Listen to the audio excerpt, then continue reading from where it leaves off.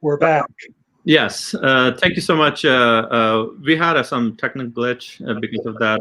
The broadcast was interrupted, so apologies for that. So we'll continue the discussion about the programs that the companies have these days about hiring kids from the high school itself, so that kids can get experience in different fields of IT or information technology. And so we were talking about like what Lemersville School District is doing to encourage more and more companies to come in and give more information to the students so that they can avail those type of opportunities. We're working on a lot of those sorts of IT stuff, also with the help of Delta College and our middle college program. We're also working with companies that are more on the vocational side to bring in vocational opportunities for our students that may want to go into welding or construction or electrical or all those sorts of things. So we're working on a lot of programs to get into the high school and also a lot of those programs are going down into the K-8s to start helping the kids find the direction that they would like to proceed from a younger age than high school. Yeah, thanks so much, David. So now I'll pass it on to Assis for her part of the questions. All right. Hello. Hello. So my first question is, how do you plan on improving the school district in terms of student life, education, safety, bullying, etc. during your tenure as a board member, and how do you plan on taking these initiatives further? Safety and welfare of our students is always a top priority. I sit on the wellness committee for the district and also the safety committee for the district. In fact, our safety committee is up for a Golden Bell Award this year for the work we've been doing around safety and anti-bullying and those sorts of things. And it's something that I'm very, it's close to my heart, the wellness and safety of our students. There's nothing I find more despicable than a bully, and I will do all that I can to eradicate bullying from our district and our world for that matter. Thank you. See, you have other students with you who have questions as well. Are they ready? Yes, there's other students that also have questions. I think they're in the background. So Gutej, could you please bring them on?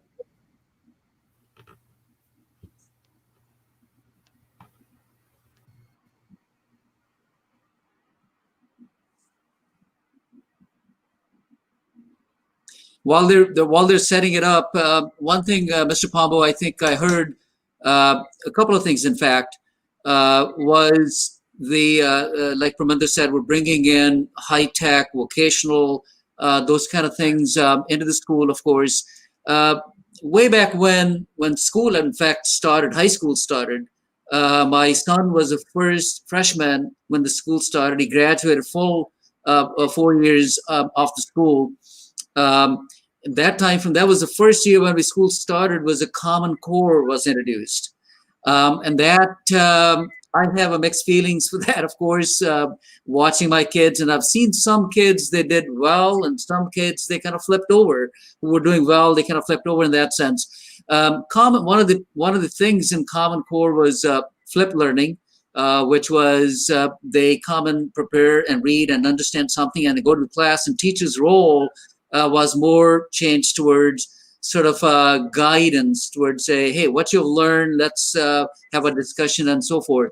And also just extension of that was that our curriculum as part of the Common Core, one big thing that changed was career orientation of it. So we started to implement a lot of programs. We did some formal programs that said, hey, let's have our younger generation, even in K-8 schools, those kids to start thinking about careers in the beginning stages of them, because the thought was that we're waiting for too long, too late for them to be thinking about what they want to be in life. And so my sort of question on that is, what worked well, what didn't work, how would have implemented that program if we were to do something like that again, learning from that experience.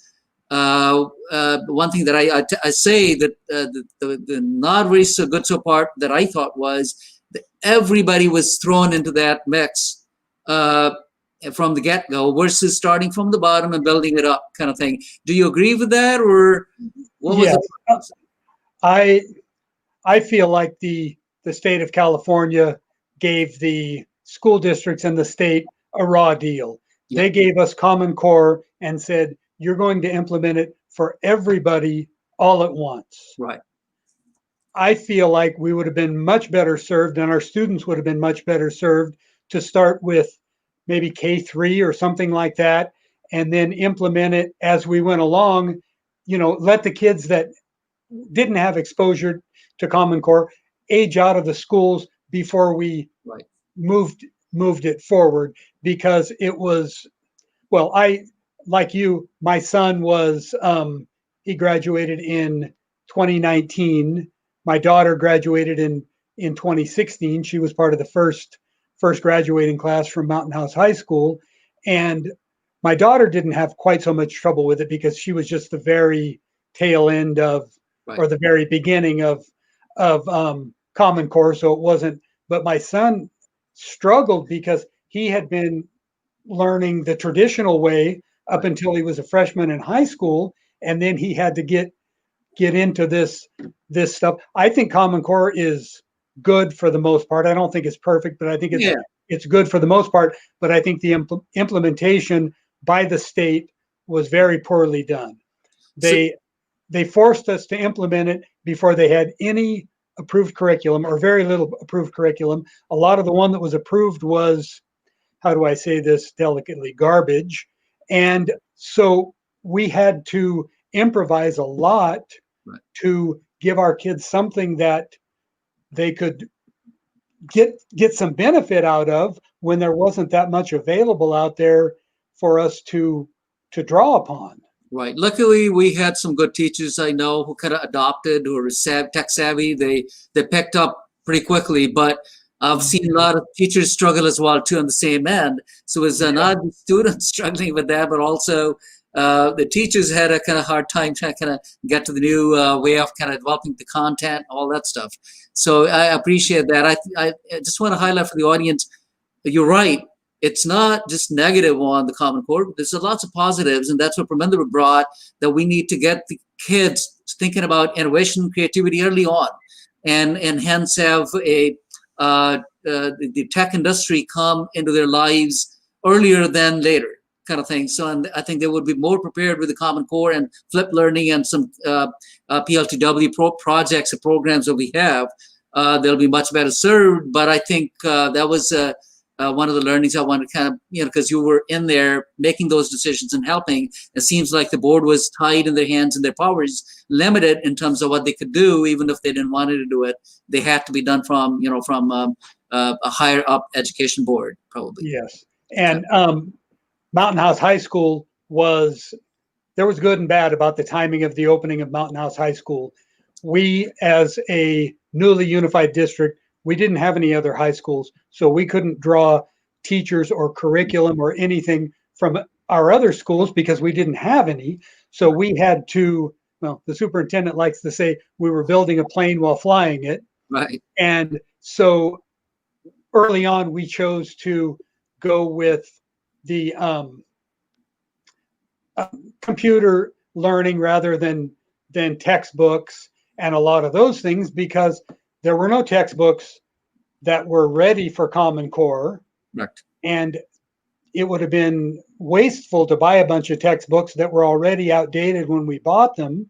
Right. So the fact that we were able to start with the Chromebooks and online, a lot of it open source curriculum that we could draw and make work for our students with a lot of dedicated teacher and administrator time put in, was both hard on us and fortuitous, the timing, because had we opened a few years earlier, we would have spent tens or hundreds of thousands of dollars on curriculum that would now be in the garbage because it's outdated. Right. So, yeah. Assis, is students ready right now? Should we switch that, or we can ask more questions? Otherwise, I think they're Okay. ready. need to be They should switched. be. Then there they go. Hello, everyone. hello. My name is Drew. I went to Bethany Elementary from kindergarten to 8th grade, and currently I'm a freshman in high school. And my question for Mr. Pombo is, what is your vision for education within this community? My vision for education in our community is to continue to be the highest performing district in the county, and to aspire to be the highest performing district in the region, and someday the state, and at the same time to provide every opportunity for our students, both academic and extracurricular, so that we have well-rounded students who go on to college and careers and feel that they were well prepared to enter the next phase of their life once they leave our district. Okay. Assis, do you have other students to bring them on? Yeah, there's a few more students that also have questions for Mr. Pombo. I think they should be Right. ready soon. There you go. Hi, everyone. Hello. My name is Sidak, and I went to Wickland from kindergarten to 8th grade, and then I went on to go to Mountain House High School, and now I'll be going to UC Davis. Very nice. My question for Mr. Pombo is, how are you planning on enforcing students to wear masks and practice social distancing when in-person school starts? I will be honest, it is going to be difficult to enforce the social distancing and the mask wearing. As everyone is aware, it's difficult to enforce those things in public with adults in the workplace or in public anywhere. But we're going to do our best to keep our campuses as safe as possible for both our students and our staff, and just we'll do the best we can. Okay, and I also wanted to ask what your opinion is of your school district policies towards special education programs in the elementary schools. I think we can always improve upon things. I think we have, by and large, good special ed programs in our schools, but I think there's always room for improvement, and I look forward to improving those things as we go. Okay, thank you. Thank you. Assis, I think we had a couple more students, right? Just keep us on the tab on that one. Yeah, I believe there's one or two more. Okay. There's Just- one or two more. Okay. We'll wait for the next. Hello, my name is Harjab. I've lived in Mountain House for my entire life, so I've been here K through 8, and I just recently graduated this last spring from the high school, and now I'll be attending UC Berkeley. My question is, how do you plan on helping underprivileged children during distance learning? We are doing all that we can to make sure that our underprivileged students have access to the internet, as well as devices that they can use. We try to do all that we can and see that all of our students, underprivileged as well as all the rest, have all the tools that they need to be successful in school. Is there any funding issues associated with the Harjab's question? Are we seeing students who are unable to being left out because they don't have internet facilities? Probably, I doubt. Probably in Mountain House is that big of an issue. But are you hearing anything from parents or anybody? You guys? There are some students who have had issues in the past with internet access and those sorts of things, but our IT department has been very proactive in making sure that they have either internet or a hotspot or something to be able to access their online curriculum. Hmm. So there are a population of students who have been, or parents have been coming to you that you're aware of, that we wouldn't hear as a community, but they would go to the board probably and ask for those kind of assistance. Okay. Yes, if anyone out there listening has issues with connectivity or devices, please get a hold of the district IT department and they'll fix you up. And if they don't, get a hold of me. Harjab, you guys have more questions? Please continue. Yeah, I have one more question. Yeah. What are 2 to 3 needs that must be priorities for our district to address, in your opinion? And why do you see these as needs? Some of the things that I think are important for our district to address are funding. Unfortunately, because of the local control funding formula, our district is underfunded as compared to most other districts. The concentration grants that they're called are intended for foster youth, homeless youth, English language learners. I'm not sure if there's another group or two, but we don't have a lot of those students, so we can't take advantage of those concentration grants, which means that our student funding is about half of what the student funding is for districts like Stockton. So it makes it very difficult for us to do all the things that we need to do, including having competitive wages for our teachers and staff, because the money isn't there.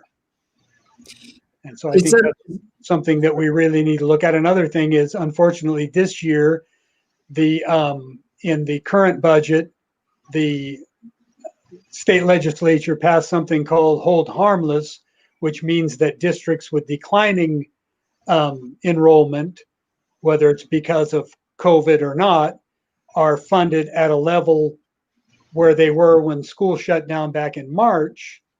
Unfortunately, for districts like ours, we've grown hundreds of students in that time, and the same hold harmless that helped those districts hurt our district. They did come in with a trailer bill, they call it, that made up for some of that funding gap, but we're still going to be about $2 million short of where we should be for on the district budget, because they're not fully funding us for all the students that we've grown since last school year. Is that a policy gap, Mr. Pombo? Is it more? I'm listening to it. Sounds like it's more of they made a well-intended legislations and some things have come down, but because of the Mountain House makeup, we're holding the short end of the stick. Yes, is that a policy fight with the higher up somewhere? And who would that be? Where is that we need to go to make that case? Yes, we've been working through CSBA, which is the California School Boards Association, to try to get some of that fixed, because unfortunately we are too affluent to get the supplemental grants, but we're not affluent enough to get the property tax bump that a lot of the districts in the Bay Area get. So we're kind of in a limbo that I don't think there are very many districts out there in our situation. So it wasn't something that they geared the funding formula to address.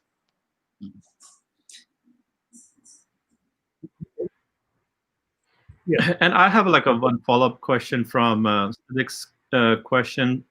about the social distancing. So I understand like it's very hard for kids to make them understand like how to social distance themselves once they go back to school. But from the like a budgeting question that you just mentioned, so one main aspect they're going to come once we start going back to school. I'm not sure like when, but whenever we're going to start going back to schools, the sanitation piece, and also like making sure that all the rooms are properly sanitized, and those sort of stuff. Like, have you guys or will you guys get enough funding to make sure that those rooms are sanitized, so that teachers as well as students are properly secure from maybe the dirt or the viruses or whatever like we have to do from the sanitation point of view? Well, the short answer to that is yes and no. We will not be adequately funded to perform those duties.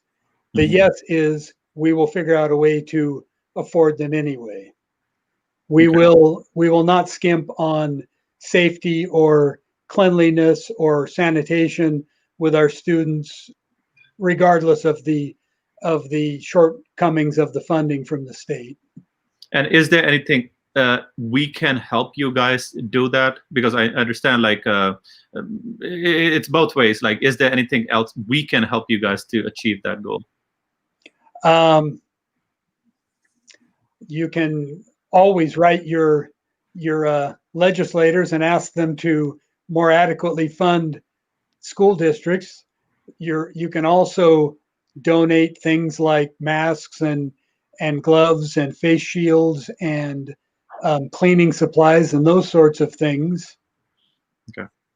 Wonderful. That's a great question that asks us. We have the recent past been able to provide a little bit of a small set of face masks and stuff we delivered to the local administration building here. So there's some contribution that's been done. So that means there's still a need, and more so of a need coming forward the next this semester and next, maybe. Hopefully by next year it'll be resolved to some extent at least. So good to know that. Is there any companies, and I'll add to that, I think I've been working for Clorox company for 12 years. So sanitation is a big for them. Not that I'm working for them now, but Clorox has always been very much in the community programs, funding them, support to provide those kind of products that exactly meet the need that we're seeking today. So I think, Pramender, one thing that we as a community can do is wherever lots of people that work for different companies and stuff, we can approach them and they'll be more than willing to have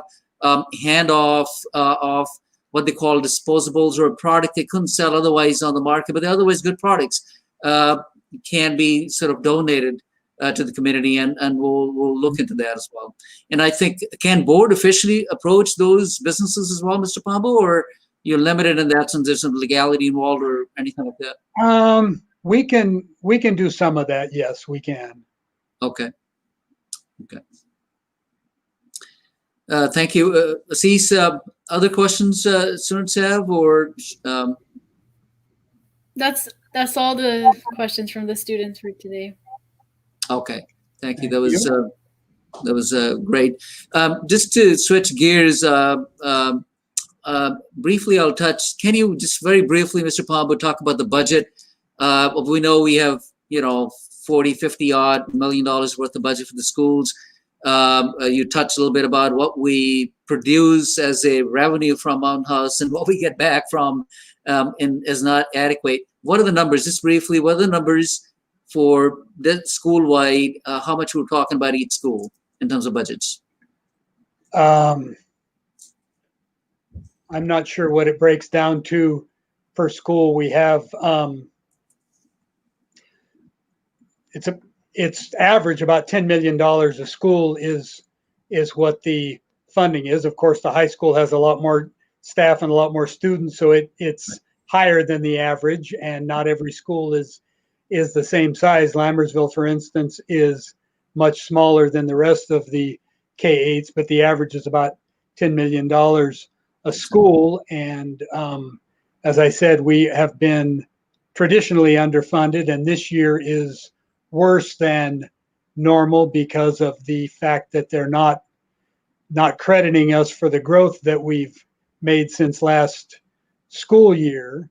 Hopefully we can we're working on getting some of that addressed in the next school year budget to maybe get some of that money back, but it's always a question whether or not they will Right. do what they will do with the funding. We got to crawl that back from the boards, like from outside of Mountain House, I guess, and that's what I've been hearing. I think we need to kind of work hard to get that funding back and make the budget whole and maybe grow accordingly. Parminder, do you have other questions for Mr. Pombo? No, I think I'm good. Thank you. One thing that I had written down was interface between Mr. Pombo, Mountain House CSD and LUSD board. That what is that division? What things that you have to go seek from them? What is the influence they have on the board? And then also the third grouping that I would call is the administration. Of course, that superintendents, assistant superintendents, and principals, vice principals, and school administration itself, where the board is limited in influence and where you have a strong powers to influence there. And my leading question to that is, of course, about teacher retention, having adequately compensated teacher workforce. What's the interface? What's the limitations that you have as a power, the board's powers that you don't have, and what are the powers you have, and how does it handoff work for the audience so we know a little more educated about where do you stop and where the administration takes over and make things happen in terms of programs? Well, in a nutshell, the board has one employee, and that's the superintendent. All the rest of the staff works under the superintendent, and so the superintendent has direct oversight on all the staff. The board has direct oversight of the superintendent and all budgeting for the district. As far as LUSD and MHCSD, our powers are all confined to the schools and the education of the students and those things, and MHCSD takes care of the rest of the health and safety for the community at large. Some of the duties overlap in some areas, but for the most part, the two boards or the two organizations are autonomous, and we work together a lot, but we have separate and different duties. Okay. As far as teacher retention goes, we do all that we can to take the best care of our teachers and staff that's possible. As I've said several times today, we are underfunded on the budget, and somewhere near 90% of the budget goes to staff and staff-related expenses. So we don't have a lot of latitude when it comes to those things, because there's a small percentage of discretionary money, and most of the money that is in our budget is categorized. They call them categoricals. So there's money in this bucket for these things and money in another bucket for other things, and you can't just take money from one and spend it on something else. I know in the past people have said, why can't we pay our teachers more? We build these beautiful schools. Well, that's not the same money. And we can't say, we're going to take money from your from the taxes that are paid towards building schools and give it to the teachers, because we can't do that. It's illegal to take money from one and give it to the other. By the same token, we can't take money that's designated for teacher salaries and buy textbooks or build schools or any of those things with it. We can only spend the money on the things that it's designated for. So our hands are tied in that respect in a lot of ways. So you got to stick to the line items of the budget as they stand. Yes. Facilities, just one thing that we'll wrap up. I think we're coming on the hour.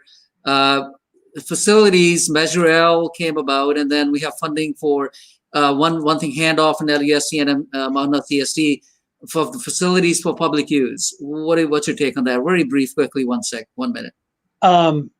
Should we open up the facilities for public use after school's done? I've always been in favor of allowing the public to use our facilities when our students aren't using them. There are limits to that. We can't just leave the doors or the gates open on everything, because that doesn't work well. But I sat on the facilities committee for LUSD for many years, and I was always in favor of allowing our organizations in the community to use our facilities whenever possible. But as I said, we can't just leave the doors and the gates open at all times, because we have to be good stewards of the facilities of the district, and we have to keep an eye to make sure that those facilities aren't abused or in any way damaged. So damage, liability, there's lots of issues there. Yeah. Well, but that's all I have. Remember, Assis, anybody has any questions before we wrap up, and allow Mr. Pombo to kind of give again introduction back to the community as to what the key thing they want to walk away remembering Mr. Pombo for, and so forth. Anything last minute? Yeah, just one last question. Like, why should I vote for you? In briefly. I think that people should vote for me because I think that I have a proven track record of leadership in the district, and I think that along with the other board members, have directed the school district in a good direction over the years, and I think we've been very fiscally responsible with the finances in the district, and I just want a chance to continue what I've started. Thank you so much. Assis? Yeah, just as a general question to reiterate, so the Mountain House community and especially the students know, what values does your campaign represent or stand for? Like, what are your main? Great question. That'll wrap up as well too. So you talk to the audience about wrapping up of this program today as well too, and with that question. My values have always been that I believe in hard work. I believe in education. I believe in the youth of our country being the future of our country, and I am dedicated and have been dedicated to making the community the best it can be for our district and for our youth, and that's what I believe in. Thank you, Mr. Pombo. That was very well said, and appreciate from bottom of heart for you to carving this time out and coming on the show.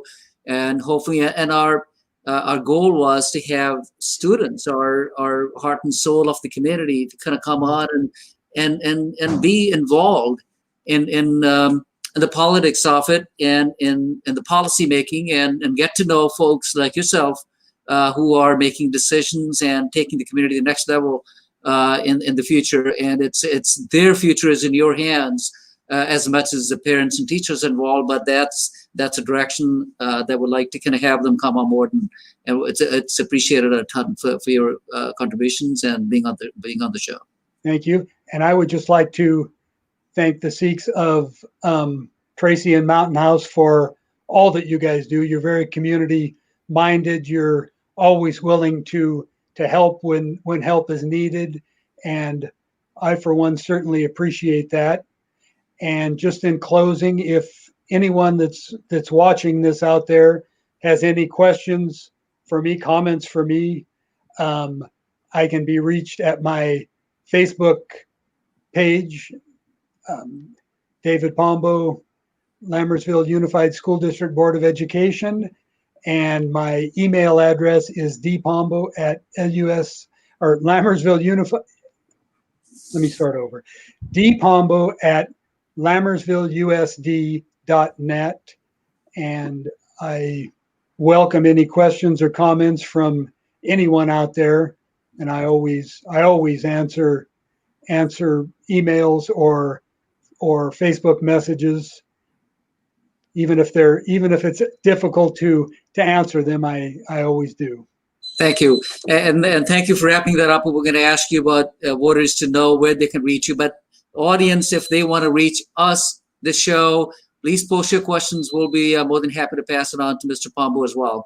And this engagement is highly appreciated from the audience as well. But thank you all. Appreciate it a ton. Thank you for Gurthej and team and Raj, who was staying in the background, making all this happen, in fact, seamlessly for us. We appreciate their efforts a ton to bring this platform to us as well. Thank you, Cease. Thank you, Pramender. We'll hopefully meet again. Thank you so much. All right. Thank you all. I appreciate your time. Bye-bye. Bye.